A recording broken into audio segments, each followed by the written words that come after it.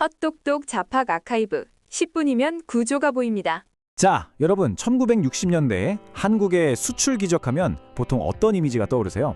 아마 대부분 공장에서 쉴 새 없이 돌아가는 기계 그런 걸 생각하실 텐데요. 그런데 만약에 말이죠. 그때 수출된 게 물건만이 아니었다면 어떨 것 같으세요? 국가가 외화를 벌어야 한다는 단 하나의 목표를 위해서 사람의 몸과 시간까지 하나의 자원으로 보고 동원했다면요. 오늘 다룰 매역은 바로 그 역사에서 거의 지워져 버린 이야기, 국가가 미군기지촌 여상을 어떻게 관리했는지 그 숨겨진 시스템에 대한 이야기입니다. 이 질문이 바로 오늘 우리가 파헤쳐볼 이야기의 가장 중요한 핵심입니다. 국가는 도대체 무슨 목표 때문에 개인의 삶을 그렇게까지 동원해야 했을까요? 그 과정에서 만들어진 시스템은 또 어떻게 작동했던 걸까요? 그리고 가장 중요한 건 왜 그 시스템이 만들어낸 그 모든 고통과 상처는 오롯이 개인의 책임으로만 남게 된 걸까요? 지금부터 그 숨겨진 작동 원리를 하나씩 따라가 보겠습니다. 자, 첫 번째 이야기입니다.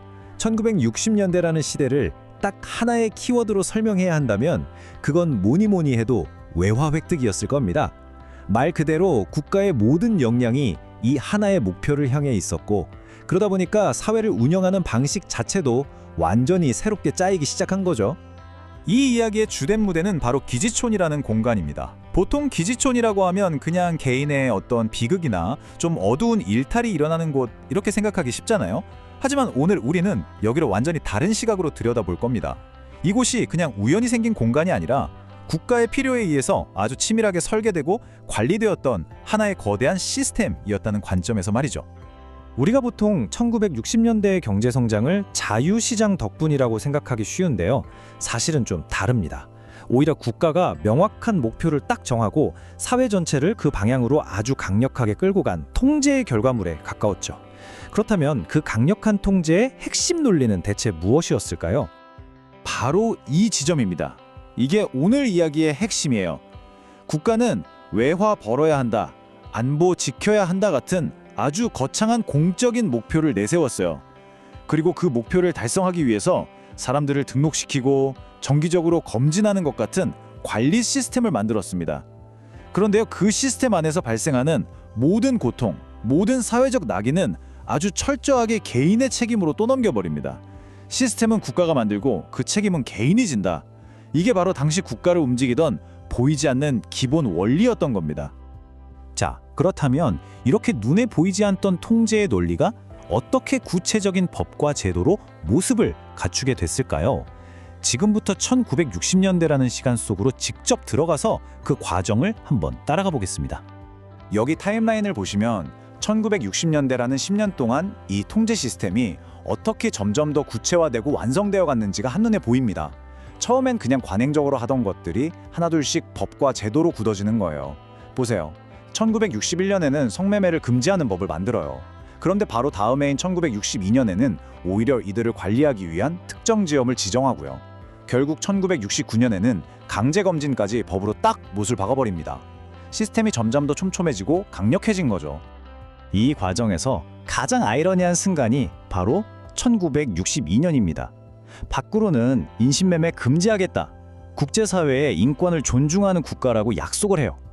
그런데 바로 그 순간 나라 안에서는 특정 집단을 더 효율적으로 관리하기 위한 시스템을 만들고 있었던 겁니다. 그러니까 금지라는 톱니바퀴와 관리라는 톱니바퀴가 서로 정반대 방향으로 맞물려서 돌아가기 시작한 아주 기묘한 순간이었죠. 아니, 국가는 대체 무슨 명분으로 이런 시스템을 정당화했을까요? 크게 두 가지 논리를 내세웠습니다. 첫 번째는 안보예요. 미군과의 동맹을 튼튼하게 유지해야 한다는 거죠. 그리고 두 번째는 공중보건입니다. 성병을 통제해서 미군의 전투력 손실도 막고 사회 전체의 건강도 지킨다는 논리였어요. 결국 이 안보와 공중보건이라는 두 가지 명분이 국가가 이 문제에 깊숙이 개입하는 핵심 근거가 된 겁니다. 심지어 이 통제는 교육이라는 아주 그럴듯한 이름으로 포장되기도 했습니다. 근데 그 내용을 한번 보세요. 이게 정말 그 사람들의 자립이나 더 나은 삶을 위한 기술이었을까요? 아니었죠. 위생교육, 화장하는 법, 간단한 영어 회화, 이 모든 건 사실상 관리의 효율성을 높이고 외화 획득이라는 목표를 더 잘 달성하기 위한 도구에 불과했습니다. 사람을 인격체로 본 게 아니라 관리해야 할 하나의 자원으로 취급했다는 명백한 증거죠. 그리고 마침내 1969년 이 모든 관행에 마침표를 찍고 시스템을 완성시키는 법이 등장합니다. 바로 성병검진 규정입니다. 이 법 때문에 이전까지는 그냥 암묵적으로 때로는 불법적으로 이루어지던 강제검진이나 격리 수용이 이제는 명확한 법적 근거를 갖게 된 거예요. 국가의 통제가 더 이상 특별한 조치가 아니라 그냥 일상적인 행정 절차 중 하나가 되어버린 결정적인 순간이었습니다. 자, 네 번째 파트입니다. 삭제의 구조. 부제는 국가의 책임은 어떻게 사라졌나인데요. 참 이상하죠? 이렇게 국가가 정교하게 시스템을 만들었는데 왜 역사 속에는 그 국가의 책임은 온데간데 없이 사라지고 모든 게 개인의 실패라는 이야기만 남게 되었을까요? 그 비밀이 바로 이 삭제의 구조에 숨어 있습니다.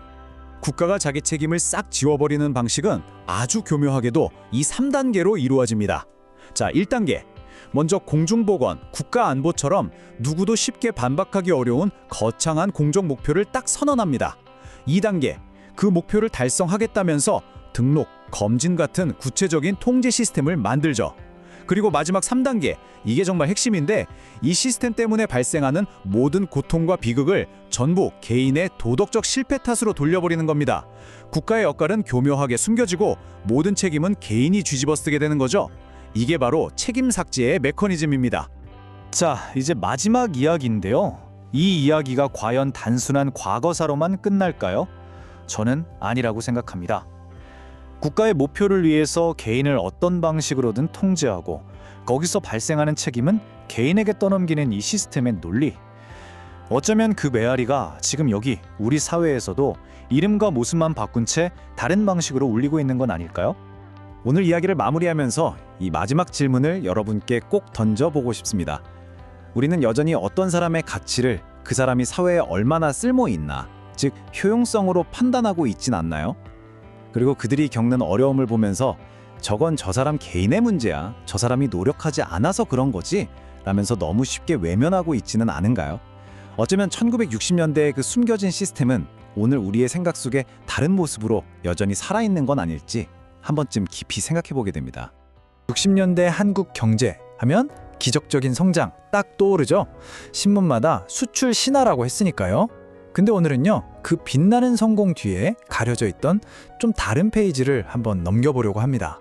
한 사람의 목소리를 통해서 말이죠. 자, 이 이야기의 가장 중심에 있는 목소리부터 한번 직접 들어볼까요? 오늘 우리가 살펴볼 모든 이야기의 무게가 사실 이 한 문장에 다 담겨 있어요. 영웅도 운동가도 아닌 그냥 한 사람이었던 그녀의 이야기 말입니다. 이 화면이 당시 상황을 정말 극명하게 보여주는 것 같아요. 국가가 크게 외치던 이야기랑 그걸 실제로 살아내야 했던 사람들의 현실, 그 사이의 간극이 정말 어마어마했죠.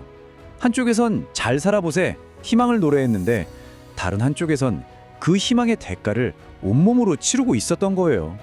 그럼 도대체 수많은 젊은 여성들은 어떻게 이 여정을 시작하게 된 걸까요? 모든 건 어쩌면 희망처럼 들렸을지도 모르는 그 말 한마디에서 시작됐습니다. 보시면 아시겠지만 도시로 가는 게 무슨 큰 꿈을 위해서가 아니었어요. 이건 생존의 문제였고 또 가족에 대한 책임감이었죠. 서울 공장에 가면 돈 번데 이 말 한마디가 한 사람의 인생을 그냥 통째로 기차에 실어 보내던 그런 시절이었던 겁니다. 바로 이 지점이 정말 중요한데요.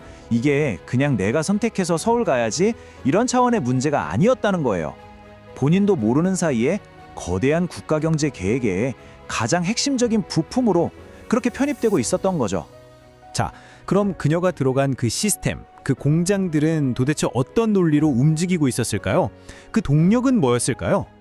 공장들이 왜 그렇게 어린 여성들로 가득 찼는지 여기엔 아주 구체적인 이유가 있었어요.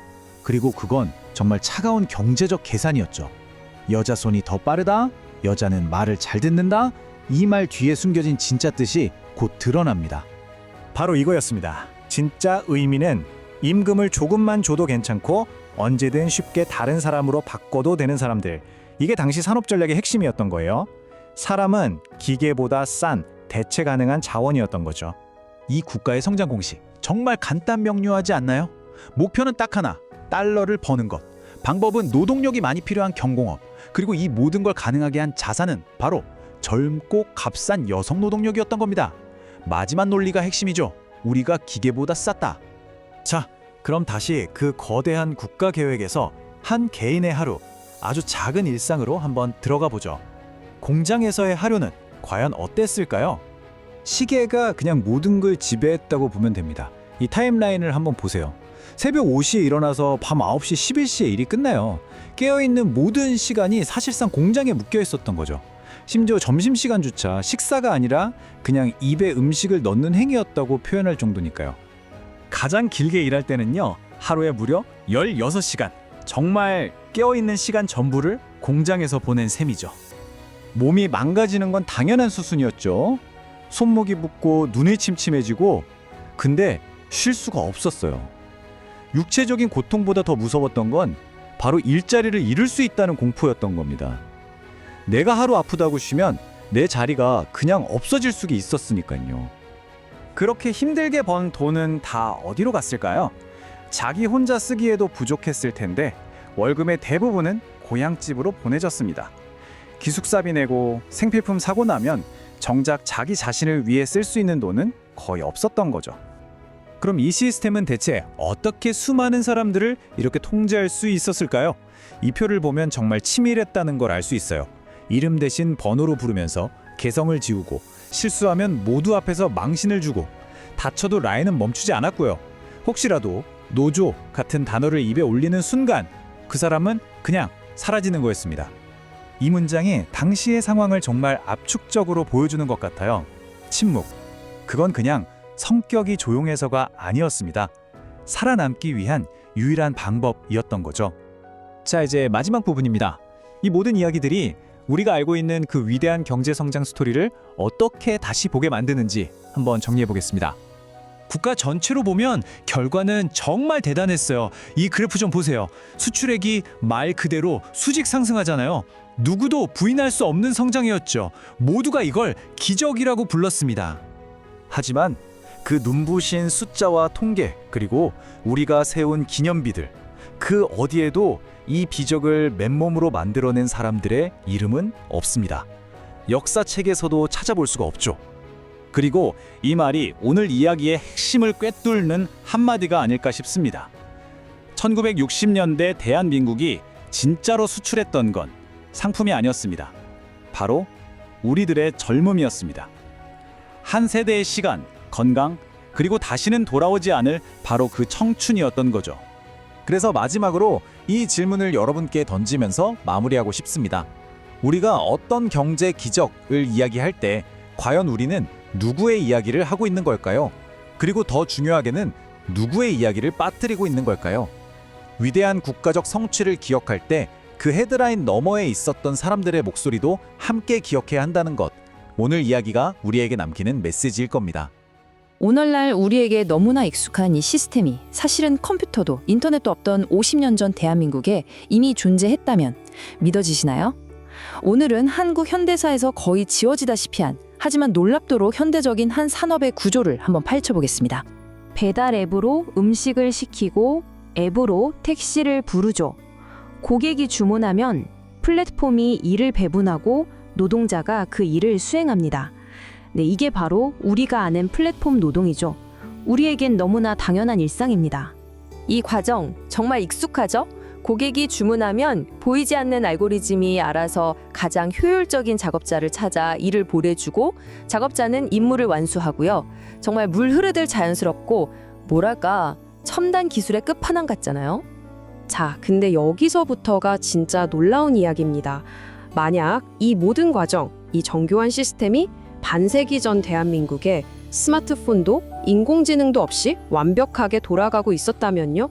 도대체 그게 어떻게 가능했을까요? 자, 그럼 지금부터 1970년대 대한민국으로 시간여행을 떠나서 역사가 잊어버린 한국 최초의 플랫폼 경제, 그 실체를 한번 만나보시죠. 이 산업의 특징을 한번 보세요. 진짜 좀 이상해요. 번듯한 본사 건물도 없고 거대한 공장도 없었습니다. 매일 아침 출근하는 사람도 없었죠. 대신 수십만 명의 사람들이 각자의 집에서 일을 했습니다. 그런데 그렇게 만든 물건이 태평양을 건너 미국과 유럽의 고급 백화점에서 팔려 나갔다는 겁니다. 그 산업은 바로 손자수 산업이었습니다. 한 땀 한 땀 손으로 수를 놓던 바로 그 산업이 대한민국 최초의 플랫폼 경제였던 겁니다. 정말 믿기 힘든 이야기죠. 아니, 어떻게 이런 산업이 탄생할 수 있었을까요? 그 시작은 모든 것이 폐허가 되었던 시절로 거슬러 올라갑니다. 한국전쟁이 막 끝난 1950년대, 대한민국을 상상해 보세요. 정말 말 그대로 잿더미 위에서 모든 걸 다시 시작해야 했습니다. 공장, 자본, 기술, 뭐 하나 제대로 된 게 없었죠. 하지만 어떻게든 먹고 살아야 했습니다. 바로 그때 정말 의도치 않게 기술의 씨앗이 뿌려집니다. 카톨릭 수녀회나 미국 선교단체, YWCA 같은 곳에서 여성들에게 생계를 위한 기술로 바느질과 자수를 가르치기 시작한 거거든요. 당시에는 그저 공예 교육처럼 보였지만 이게 곧 거대한 산업의 기반이 될 줄은 아무도 몰랐던 거죠. 자, 그러면 컴퓨터도 없던 시절에 어떻게 수십만 명을 연결하고 이를 배분하고 품질까지 관리했을까요? 여기에 바로 인간 알고리즘이라는 아주 재밌는 키워드가 등장합니다. 이 모든 걸 가능하게 했던 핵심, 그게 바로 브로커라는 존재였습니다. 이들이 바로 오늘날 앱의 알고리즘 역할을 한 인간 알고리즘이었던 셈이죠. 수출업체에서 일감을 받아와서 수백 명에 달하는 자기 재택작업자 네트워크에 원단과 도안을 넣어주고 완성품을 수거해서 검수하고 돈을 지급하는 모든 과정을 이 사람들이 다 관리했던 겁니다. 어떠세요? 이 과정만 놓고 보면 요즘 배달앱이랑 정말 소름 돋게 똑같지 않나요? 주문이 들어오면 중간 관리자, 즉 브로커가 일을 쫙 뿌려주고 작업자들은 각자 자기 공간에서 일을 완료하고 브로커가 다시 그걸 모아서 최종 전달하는 구조, 완벽한 아날로그 방식의 플랫폼이었던 거죠. 그리고 이 산업은 아주 자연스럽게 한 도시에 집중됩니다. 바로 대구였죠. 왜 하필 대구였을까요? 대구가 원래부터 섬유 산업으로 유명했거든요. 그러니까 자수에 필요한 원단이나 기술, 또 숙련된 인력을 구하기가 훨씬 쉬웠던 겁니다. 이렇게 관련 산업들이 한 곳에 모이면서 강력한 시너지를 내는 산업 클러스터가 형성된 거죠. 자, 그럼 이 보이지 않는 산업이 도대체 돈을 얼마나 벌어들였을까요? 그 경제적인 파급력은 정말 상상을 초월했습니다. 전성기에는요, 자그마치 30만 명, 어떤 자료에선 40만 명까지도 봐요. 이 많은 사람들이 이 산업에 종사했어요. 대부분은 집에서 가게의 보탬이 되고자 했던 주부나 여학생들이었죠. 정말 어마어마한 규모의 분산된 노동력이었습니다. 그리고 이분들이 벌어들인 돈이 연간 1억 달러에 달했습니다. 와, 지금 1억 달러도 큰 돈인데 당시 한국 경제 규모를 생각하면 이건 정말 어마어마한 액수였던 거죠. 말 그대로 집집마다 골방에서 수많은 여성들의 손끝에서 달러가 만들어지고 있었던 겁니다. 하지만 영원한 건 없죠. 영원할 것만 같았던 이 거대한 손의 제국도 어느 날 갑자기 나타난 기술 하나에 무너지기 시작합니다. 1970년대 중반이었어요. 일본에서 새로운 기계가 딱 들어옵니다. 바로 컴퓨터 자수기계. 이 기계는 산업의 모든 규칙을 한순간에 바꿔버리는 그야말로 게임 체인저였습니다. 이 표를 보시면 뭐 게임이 안 되죠. 수십 배나 빠른 속도, 특별한 기술도 필요 없는 단순한 조작, 그리고 압도적으로 저렴한 생산 비용까지 인간의 손은 더 이상 기계의 상대가 될 수 없었습니다. 결과는 정말 순식간이었습니다. 1976년부터 시장이 급격히 무너지기 시작하더니 불과 몇 년 만인 1970년대 초가 되자 그 많던 재택 자수 산업은 그냥 산업 자체가 증발해버린 거예요. 수십만 명의 일자리가 순식간에 사라진 겁니다. 그러면 그 많던 30만 명의 사람들은 다 어디로 갔을까요? 산업은 사라졌지만 그들이 가진 기술과 경험, 그리고 그 사람들은 사라지지 않았습니다. 이게 정말 중요한 포인트인데요. 이분들이 그냥 사라진 게 아니었어요. 이 손기술에 아주 능숙했던 수십만 명의 인력이 1980년대 한국의 다음 먹거리였던 의류, 봉제 산업으로 그대로 흡수됩니다. 다시 말해 이 잊혀진 손자수 산업이 한국 의류 산업이 세계를 제패할 수 있었던 보이지 않는 든든한 토대가 되어준 셈이죠. 그렇죠. 우리가 한국의 경제 성장을 이야기할 때 보통 철강, 조선, 자동차 이런 거대한 중공업과 대기업만 떠올리잖아요. 하지만 그 화려한 이야기 이면에 그리고 그 이전에 이렇게 이름 없는 수많은 사람들의 손끝에서 바로 각자의 집안에서 세워진 산업이 있었다는 사실을 기억해야 합니다.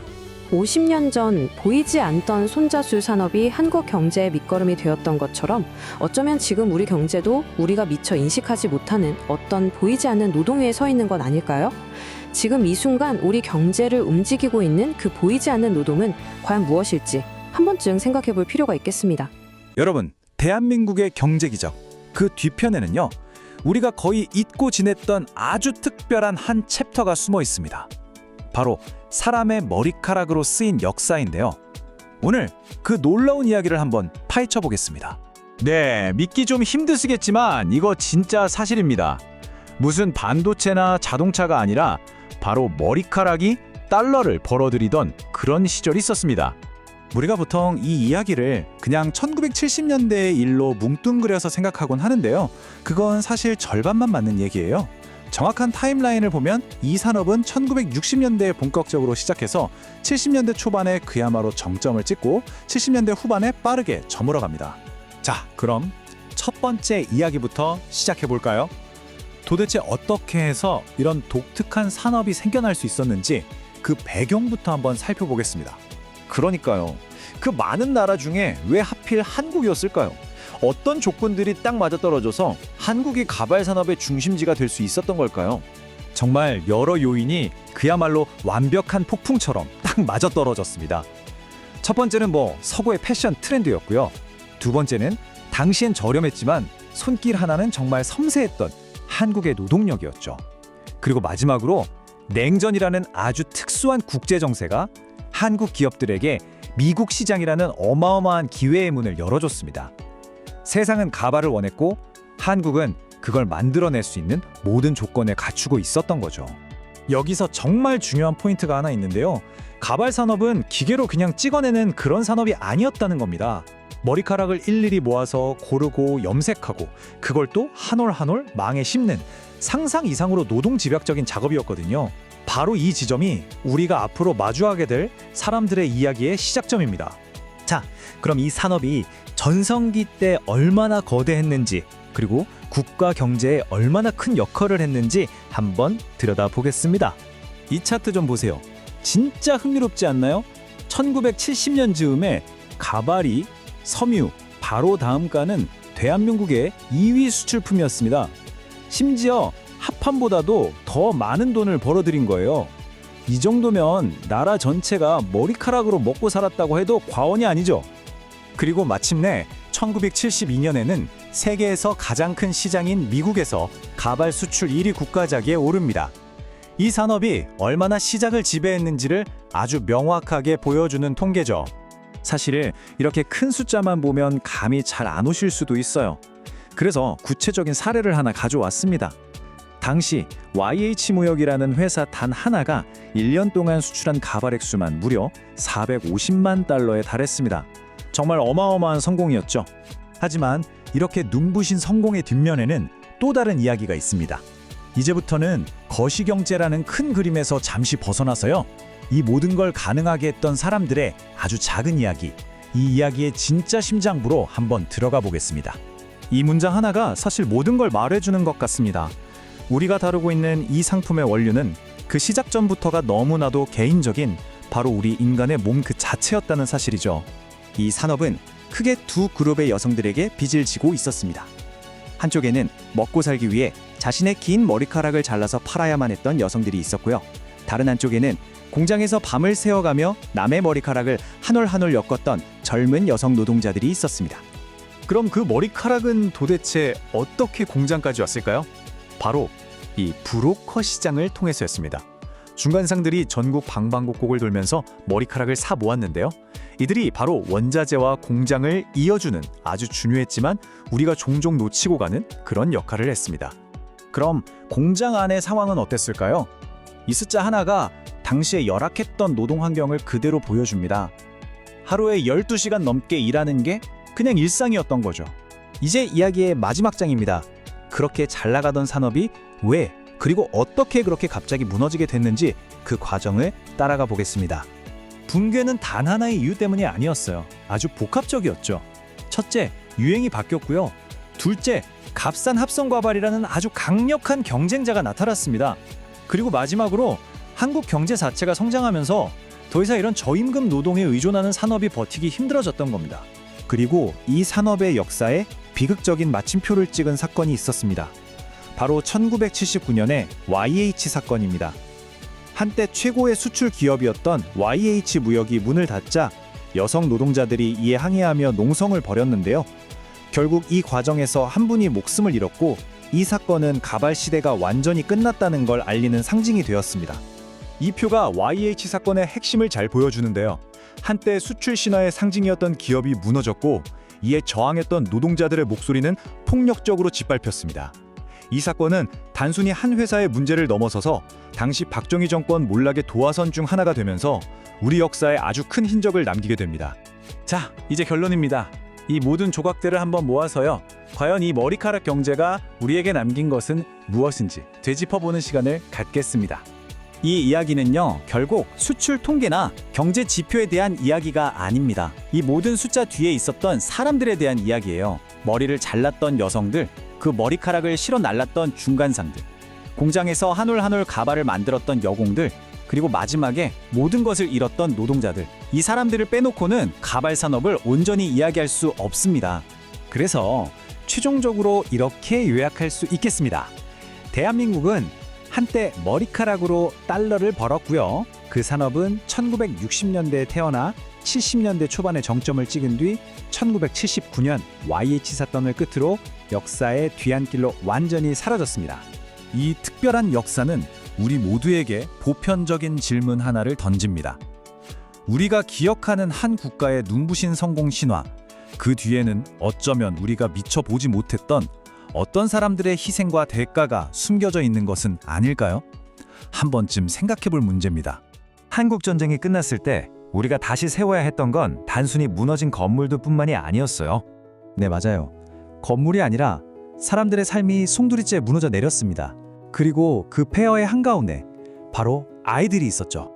그러니까 전쟁으로 아버지를 잃은 아이도 있었고, 또 어떤 아이들은 가난을 이기지 못한 가족의 손을 놓아야 했고요. 그리고 어쩌면 가장 마음 아픈 우리 사회가 끝내 품어주지 못했던 아이들도 있었습니다. 그리고 그때 사랑과 구조라는 아주 그런뜻한 이름 아래 한 가지 해결책이 등장합니다. 바로 아이들을 해외로 보내는 것. 우리가 아는 입양이라는 시스템이죠. 자, 바로 이 지점에서 오늘 우리가 던져야 할 아주 중요한 질문이 생깁니다. 이 모든 게 정말 아이들을 위한 순수한 구조의 이야기였을까요? 아니면 혹시 우리 사회가 감당하기 버거웠던 아이들을 그저 보이지 않는 곳으로 밀어내는 거대한 시스템의 시작은 아니었을까요? 오늘 그 속을 한번 제대로 들여다보겠습니다. 자, 그럼 첫 번째 이야기부터 시작해 볼까요? 우선 우리가 가진 가장 큰 오해 하나를 깨고 들어가야 할 것 같아요. 흔히 전쟁 고아들이 입양 갔다고 생각하잖아요.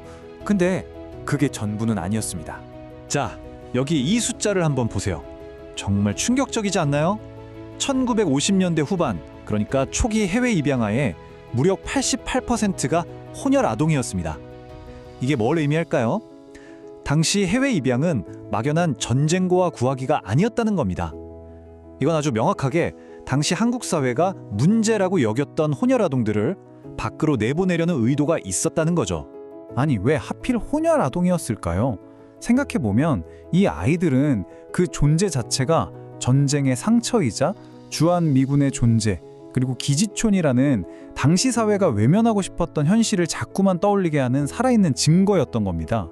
아이들은 물론이고 그 어머니들이 감당해야 했던 차가운 시선과 낙인은 정말 상상하기조차 힘들 정도였어요. 그 배경에는 바로 이 혈통주의라는 아주 뿌리 깊은 인식이 있었습니다. 반일민족, 순수혈통 같은 가치가 너무나 중요했던 사회에서 이 아이들은 우리가 품어야 할 구성원이 아니라 어떻게든 처리해야 할 문제로 여겨졌던 거죠. 이게 모든 비극의 시작이었습니다. 자, 그럼 대체 어떻게 개인적인 차원의 입양이 이렇게 거대한 규모의 일이 될 수 있었을까요? 즉, 이 사랑이 어떻게 하나의 시스템으로 만들어졌는지 그 설계도를 한번 살펴보겠습니다. 여기 타임라인을 한번 쭉 보시죠. 1954년에 기관이 처음 생기고 해리 홀트라는 인물이 본격적으로 활동을 시작하죠. 그러다 1961년에는 아예 국가가 법을 만듭니다. 고아 입양 특례법이라고요. 불과 7, 8년 만에 그냥 몇몇 사람의 좋은 마음으로 하던 일이 국가가 공인하는 언제든 반복할 수 있는 공식적인 절차가 된 겁니다. 저는 이 문장이 모든 걸 말해준다고 생각해요. 사랑은 순간일 수 있지만 시스템은 그걸 반복하게 만든다. 네, 한두 번의 특별한 이야기가 아니라 아이들을 계속해서 내보낼 수 있는 통로, 파이프라인이 만들어졌다는 것. 이게 바로 1960년대에 완성된 설계도의 핵심이자 어쩌면 가장 무서운 점입니다. 그리고 이 시스템은 어느 한 기관이 혼자 만든 게 아니었어요. 보세요. CPS, 홀트, ISS 이런 여러 기관들이 마치 톱니바퀴처럼 맞물려서 돌아가기 시작합니다. 한쪽에서 아이를 찾고 다른 쪽에서 서류를 만들고 또 다른 쪽에서 해외로 연결하고 말 그대로 아이들을 실어 나르는 거대한 컨베이어 벨트, 즉 파이프라인이 만들어진 거죠. 자, 이렇게 만들어진 입양이라는 기계는 어떻게 그렇게 강력하게 돌아갈 수 있었을까요? 여기에는 아이들을 한국에서 밀어내는 힘과 미국 쪽에서 끌어당기는 힘, 이 두 가지가 동시에 작용했습니다. 이 표를 보시면 한눈에 이해가 되실 거예요. 한국 쪽을 보세요. 끔찍한 가난, 미혼모에 대한 손가락질, 아이를 지켜줄 사회 안전망의 부재, 이런 것들이 아이들을 밖으로 막 밀어냈죠. 반대로 미국 쪽에서는요. 아이를 간절히 원하는 부모들, 이 아이들을 구원해야 한다는 종교적 신념, 그리고 또 다른 강력한 힘이 작용합니다.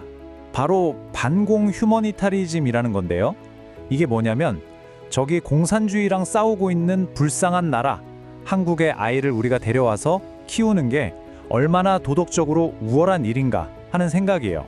그러니까 한국 아이를 입양하는 게 단순한 선행을 넘어서 자유세계의 위대함을 보여주는 냉전 시대의 아주 효과적인 선전 도구가 되었던 거죠.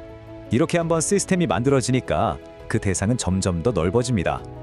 처음엔 전쟁고아나 혼혈아동이었는데 이제는 부모가 멀쩡히 살아있는데도 가난해서 혹은 미혼모라서 키울 수 없는 아이들, 이른바 사회적 고아들까지 이 파이프라인에 오르게 된 겁니다. 이게 정말 중요한 변화예요.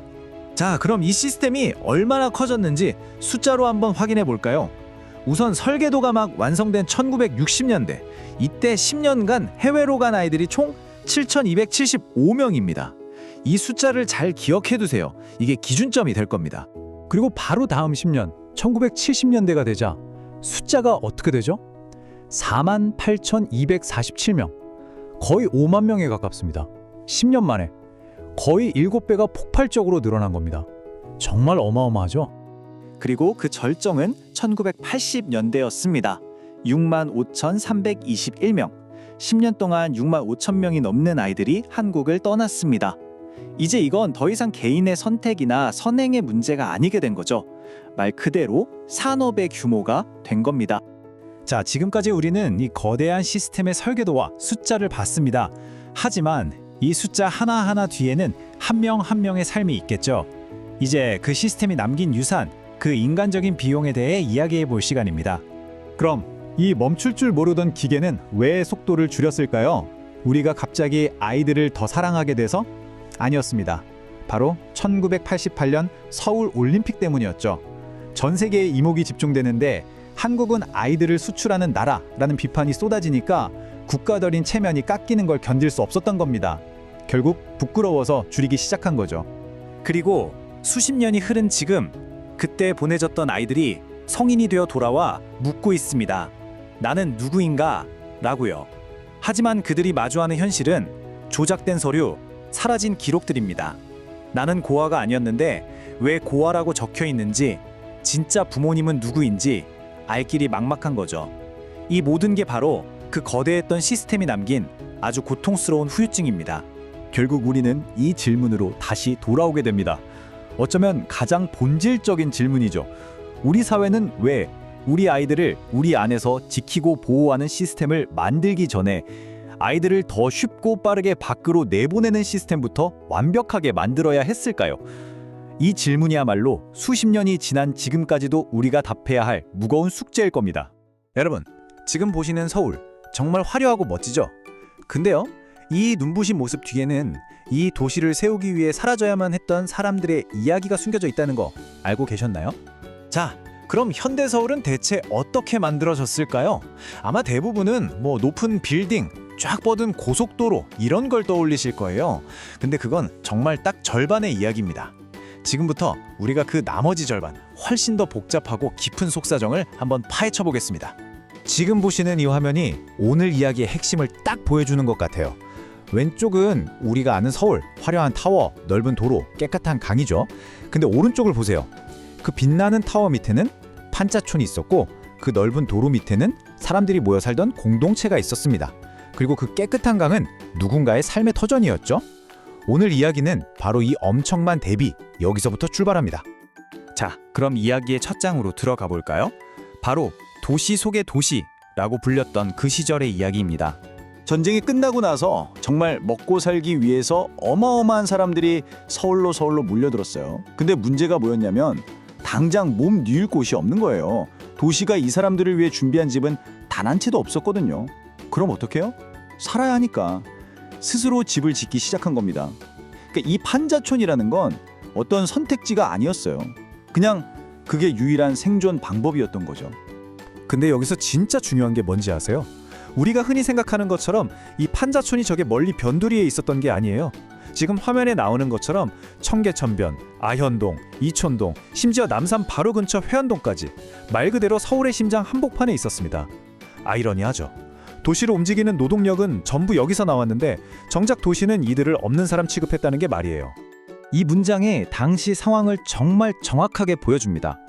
도시는 그들의 노동력은 필요로 했지만 그들의 주거는 인정하지 않았습니다. 딱 이 말 그대로예요. 도시를 건설하고 발전시키려면 그 사람들의 힘이 꼭 필요했는데 정작 그 사람들이 사는 집은 그냥 눈엣 가시, 없애버려야 할 골칫덩이로만 여겼던 거죠. 결국 국가는 더 이상 못 본 척할 수 없게 됩니다. 그냥 내버려두는 걸 넘어서 이제는 아예 이 사람들을 도시 밖으로 밀어내려는 아주 구체적인 계획을 세우기 시작해요. 그 계획의 시작이 참 교묘했습니다. 바로 말을 바꾸는 거였어요. 화면에 보시는 불량 건물, 이게 무슨 뜻이냐면 사람들이 살고 있는 집을 그냥 기준 미달의 불량한 건물이라고 부르기 시작한 겁니다. 이렇게 딱지를 붙이니까 어때요? 그냥 철거해야 할 문제가 되어버리죠. 언어를 이용해서 폭력을 어떻게 정당화하는지 이걸 보면 딱 알 수 있습니다. 그리고 이 움직임은 정말 무서운 속도로 진행됩니다. 1954년에 일단 판자촌을 새로 짓지 못하게 막고 58년에는 처음으로 사람들을 미아리로 강제 이주시키는 일이 벌어져요. 그리고 결정적으로 1966년 별명이 불도저였던 김현옥 시장이 딱 부임하면서 모든 게 급물살을 타기 시작합니다. 결국 1년 뒤인 1967년 대대적인 불량건물 정리계획이라는 게 발표되기에 이르죠. 이 계획 크게 보면 딱 세 가지 방법이었어요. 첫 번째는 아예 주민들을 도시 바깥에 만든 거대한 정착지로 옮겨버리는 거. 두 번째는 원래 있던 판자촌 자리를 싹 밀고 새롭게 재개발하는 거. 그리고 세 번째는 산비탈 같은 고지대에 있는 판자촌을 허물고 그 자리에 시민 아파트라는 걸 짓는 거였죠. 방법은 달라도 목표는 결국 하나였습니다. 서울에서 판자촌이라는 존재 자체를 지워버리는 것. 자, 그런데요. 이 거창한 계획 뒤에는 숫자로만 봐서는 절대 알 수 없는 엄청난 대가가 따랐습니다. 지금부터는 진보라는 이름 뒤에 가려졌던 그 인적 비용에 대한 이야기를 해보겠습니다. 이건 우리가 꼭 짚고 넘어가야 할 부분인데요. 이 계획은 가난한 사람들을 돕기 위한 게 아니었어요. 그냥 가난이 눈에 보이지 않게 저 멀리 치워버리려는 거였죠. 도심에 있어야 돈을 버는데 그 일터랑 삶의 기반을 통째로 뽑아서 외곽으로 던져버린 거예요. 왜? 서울의 겉모습을 번지르르하게 만들어야 하니까요. 그래서 이주를 당한 사람들이 잃은 건 단순히 집 한 채가 아니었습니다. 매일 출퇴근하던 직장, 골목에서 좌판 깔고 하던 장사, 아이들이 다니던 학교, 아프면 달려가던 병원, 그리고 진짜 중요한 거, 수십 년 동안 서로 기대고 살았던 이웃, 그 끈끈한 공동체까지 이 모든 게 그냥 하루아침에 산산조각이 나버린 겁니다. 이 비극을 가장 상징적으로 보여주는 사건이 바로 광주대단지입니다. 지금의 성남시 자리에 무려 35만 명을 이주시키려던 정말 어마어마한 계획이었죠. 1969년부터 청계천이나 종로 같은 도심에서 쫓겨난 사람들이 일로 보내지기 시작했어요. 그 결과가 어땠을까요? 이 숫자 하나면 모든 생명이 끝납니다. 5%. 1971년 기준으로 광주 대단지에 사는 사람들 중에 일할 능력이 있는 사람 단 5%만이 그 안에서 일자리를 구했다는 거예요. 나머지 95%는요? 사실상 실업자였던 셈이죠. 정부가 약속했던 꿈의 신도시는 그냥 신기루였습니다. 그들이 도착해서 마주한 건 마실 물도 없고 하수도도 없는 그냥 허허 벌판이었어요. 일자리? 당연히 없었죠. 도로도 제대로 안 깔려 있었고 학교나 병원은 턱없이 부족했습니다. 결국 어떻게 됐을까요? 사람들은 또다시 천막을 치고 판잣집을 지으면서 버텨야 했어요. 그곳은 새로운 도시가 아니라 거대한 수용소나 다름없었습니다. 결국 이렇게 꾹꾹 눌러왔던 문제들이 한순간에 터져 나오고 맙니다. 이제 이야기의 클라이맥스인데요. 이 실패가 얼마나 끔찍한 비극으로 이어졌는지, 그리고 그 밑에 깔린 논리가 어떻게 지금까지도 우리 곁에 남아있는지 살펴보겠습니다.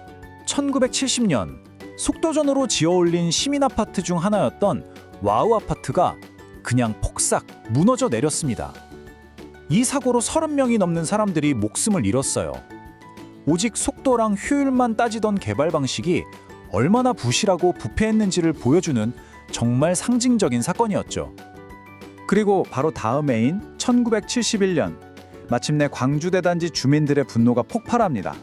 더 이상은 못 살겠다, 약속을 지켜라 외치면서 수만 명의 사람들이 들고 일어난 거죠. 이건 단순히 시위가 아니었어요. 국가가 주도한 강제 이주 정책이 완전히 실패했다는 걸 세상에 알린 거대한 폭동이었습니다. 이 모든 일들의 밑바탕에는 아주 차가운 계산이 깔려 있었습니다. 바로 이거죠. 그들의 노동력은 필요하다. 하지만 그들이 사는 공간은 필요 없다. 도시의 성장을 위해서는 그들의 땀과 노동이 반드시 필요했지만 그들의 삶 자체는 도시의 일부로 받아들이고 싶지 않았던 거예요. 정말 섬뜩할 정도로 명확한 논리였죠. 그런데 여러분, 이 말들 어디서 많이 들어본 것 같지 않으세요? 도시미관을 해친다, 정비가 시급하다, 낙후된 지역을 개선해야 한다, 집값을 올려야 한다. 1960년대에 사람들을 내쫓으면서 썼던 이 말들이 너무나 놀랍게도 지금 우리 주변 재개발 현장에서도 똑같이 쓰이고 있어요. 과거의 이야기가 아니라 바로 오늘의 이야기인 거죠. 결국 지금 우리가 보는 현대 서울의 저 반듯하고 깨끗한 모습은 한때 그곳에 살았던 사람들의 삶을 지우고 그 위에 그려진 것입니다. 그래서 마지막으로 이 질문을 여러분께 던지고 싶습니다. 이 도시는 과연 누구의 도시입니까? 발전과 성장이라는 멋진 이름 뒤에서 우리는 지금도 누군가를 보이지 않는 곳으로 밀어내고 있는 건 아닐까요? 이 질문이 우리에게 도시에 산다는 것의 진짜 의미를 되돌아보게 만드는 것 같습니다. 자, 여러분, 국가가 우리 삶에 어디까지 들어올 수 있을까요? 1960년대 한국에서는요, 국가가 바로 거기까지, 그러니까 우리 점심 메뉴, 아이들 도시락, 심지어는 결혼식이나 장례식까지 들어왔다는 겁니다. 정말 낯설면서도 어딘가 익숙한 그 시절 이야기, 지금부터 한번 시작해 볼게요. 자, 그럼 이 모든 게 대체 어디서부터 시작된 걸까요? 그 이유를 알려면 우리 당시 시대적 배경부터 한번 살펴봐야 합니다. 전쟁은 끝났는데 나라는 여전히 너무 가난했고요. 국내 시장은 작았죠. 외화는 항상 부족했습니다. 그러니까 정부 입장에선 답이 딱 하나밖에 없어 보였던 거예요. 바로 수출. 어떻게든 만들어서 밖에 팔아서 달러를 벌어오자. 그리고 이 그래프 좀 보세요. 바로 그 결과입니다. 1960년에 고작 3,200만 달러였던 수출액이 10년도 안 돼서 6억 2천만 달러를 훌쩍 넘어버려요. 정말 어마어마한 성공이었죠. 그래서 정부가 아예 수출의 날이라는 기념일까지 만들어서 이 성공을 거의 국민적인 운동으로 밀어붙인 겁니다. 자, 그런데 진짜 중요한 건 여기서부터입니다. 이 수출이라는 국가적인 목표가요, 그냥 공장 담벼락 안에만 머물지 않았다는 거예요. 생각해보세요. 수출 국가는 뭐죠? 생산이 최우선인 나라잖아요. 그 말은 곧 국민들이 덜 써야 한다는 뜻이거든요. 바로 이 지점에서 국가가 우리 일상 속으로 성큼 들어오기 시작하는 겁니다. 국가의 개입은 가장 기본적인 것, 바로 음식에서부터 시작됐습니다. 바로 혼분식 장려운동이라는 건데요. 쉽게 말해서 쌀이 부족하니까 잡곡이나 밀가루를 섞어 먹으라는 거죠. 근데 이게 그냥 권장 수준이 아니었어요. 여기 보시면 아시겠지만 매주 수요일하고 토요일 점심에는 식당에서 아예 쌀밥 메뉴를 팔지 못하게 막아버렸습니다. 국가가 우리가 뭘 씹고 삼킬지까지 그 방향을 정해주기 시작한 거예요. 자, 이제 국가는 식당을 넘어서요. 훨씬 더 사적인 공간으로 들어옵니다. 바로 학교와 가정이죠. 이게 참 웃기면서도 슬픈 장면인데요. 당시에 학교에서 선생님들이 뭘 했냐면 아이들 도시락을 일일이 검사했어요. 혹시 쌀밥만 싸온 건 아닌지, 잡곡은 잘 섞었는지 확인하려고요. 말 그대로 어린아이의 도시락통이 국가정책이 실행되는 최전선이 되어버린 셈이죠. 근데 여기서 국가가 한 걸음 더 나아가요. 그냥 규칙으로만 두는 게 아니라 이걸 아예 문화로 만들려고 한 겁니다. 학교에서는 혼분식의 노래 같은 걸 가르치면서 아이들이 절약의 논리를 자연스럽게 배우게 했죠. 그리고 여기서 우리가 생각해봐야 할 지점은 결국 이 모든 부담이 누구에게 갔을까 하는 점입니다. 맞아요. 매일 집에서 식단을 고민하고 도시락을 싸야 했던 바로 여성들이었죠. 자, 여기서 끝이 아닙니다. 국가의 개입은 이제 가족의 가장 신성하다고 할 수 있는 의식에까지 파고들기 시작합니다. 1969년에 정부가 가정일의 준칙이라는 걸 발표하는데요. 겉으로 내세운 명분은 아주 그럴싸했어요. 허례허식과 낭비를 줄이자. 근데 그 내용을 뜯어보면요, 정말 깜짝 놀랄만 합니다. 약혼식은 아예 없애라, 장례는 5일 안에 끝내라, 전통적인 상여 행렬 같은 것도 하지 마라. 그러니까 이게 무슨 뜻이냐면요, 국가가 이제 사람들이 뭘 먹느냐를 넘어서 어떻게 사랑을 축하하고 또 어떻게 슬픔을 표현할지 그 형식 자체를 정해주려고 했다는 겁니다. 자, 이제 이야기는 점점 더 깊은 곳으로, 중심으로 향합니다. 바로 국가가 개인의 생각 그리고 욕망까지 통제하려고 했던 시도에 대한 이야기입니다. 생각해보세요. 수출로 먹고 사는 나라에서 제일 싫어하는 게 뭘까요? 맞습니다. 밖에서 비싼 물건 사와서 쓰는 거죠. 외화를 낭비하는 거니까요. 이러다 보니 외제 물건을 좋아하는 취향은 더 이상 개인의 취향 문제가 아니게 됩니다. 나라 살림도 모르고 자기 욕심만 채우는 이기적인 행동처럼 여겨지기 시작한 거죠. 그럼 이런 밀수품들 왜 굳이 사람들 앞에서 불태우는 쇼까지 했던 걸까요? 물론 단속의 목적도 있었겠죠. 하지만 그보다 더 중요한 건 일종의 교육 효과였습니다. 이 공개 소각은 사실 거대한 퍼포먼스였던 거예요. 단순히 이 물건은 불법입니다 에서 끝나는 게 아니라 이런 물건을 갖고 싶어하는 당신의 욕망 그 자체가 부끄러운 겁니다 라는 메시지를 사람들 머릿속에 아주 깊숙이 심어주려는 의도였죠. 자, 이제 한 걸음 뒤로 물러나서 이 시대가 가졌던 아주 핵심적인 모순을 한번 들여다보겠습니다. 한쪽에서는요, 정부가 수출의 날을 만들어서 우리가 이렇게 잘했다 하고 화려하게 자축합니다. 경제 성과를 막 자랑하는 거죠. 그런데 바로 그 시간 다른 한쪽에서는 국민들에게 뭐라고 하죠? 밥상에서부터 절약하세요 라고 가르칩니다. 이 두 장면의 대비가 정말 엄청나지 않나요? 결국 그 시대의 본질은 이 한 문장으로 요약이 되는 것 같습니다. 우리가 한강의 기적이라고 부르는 그 눈부신 경제 성장은요, 단순히 공장에서 땀 흘려 만들어진 것만은 아니었다는 겁니다. 그 뒤에는 수많은 개인들의 선택과 사적인 삶이 국가 발전이라는 거대한 목표 아래에서 희생되면서 그렇게 떠받쳐진 기적이기도 했던 거죠. 그래서 이 이야기는 단순히 1960년대의 옛날 이야기로 끝나지 않습니다. 성장을 위해서 혹은 더 큰 공동체의 목표를 위해서 우리 개인의 일상은 과연 어디까지 양보될 수 있을까요? 이 질문은 반세기가 훌쩍 지난 지금도 계속해서 다른 모습으로 우리 앞에 놓여 있는 것 같습니다. 자팍으로 구조를 기록합니다. 구독해두시면 다음 이야기도 이어집니다.